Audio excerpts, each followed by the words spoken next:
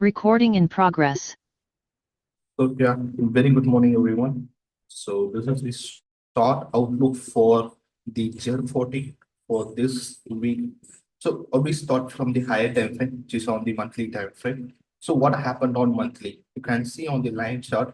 So this all would be the expansion. Did you understand? This all would be the expansion.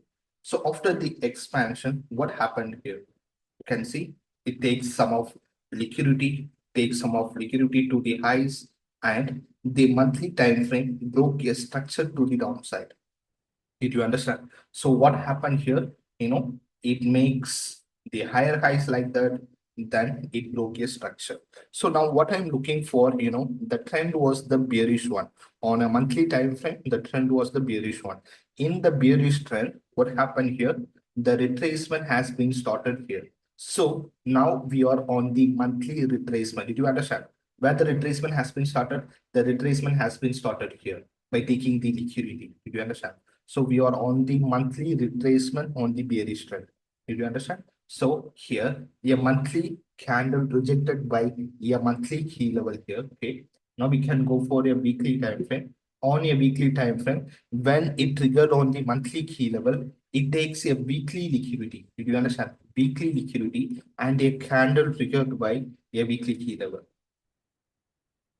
So a monthly time frame and the weekly time frame aligned with each one, right?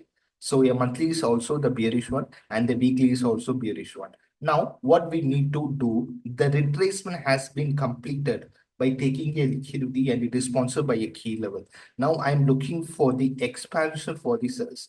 For expansion cells, we need a confirmation on the daily. Understand? Until we don't have a confirmation, we don't go for the expansion move, right? So weekly reject weekly, we can go for a daily breakout. If we can go for the daily breakout, you can see the daily breakout level was this one.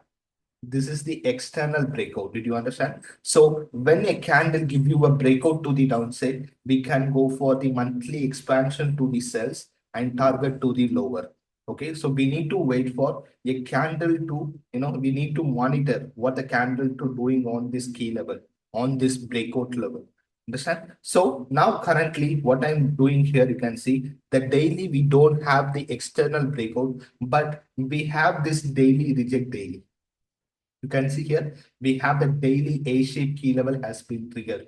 So what I'm going to do, I'm going to mark this as the daily reject daily. Okay. Whatever I'm taking as cells now, it is only a valid until a candle reach that level, because that is the deciding factor. So if you are taking any cells inside this range, if you are taking any cell inside the range, our target must need to be here. If you are placing your target to here, a candle can change the direction from here to here. Do you understand? So this is the daily reject daily.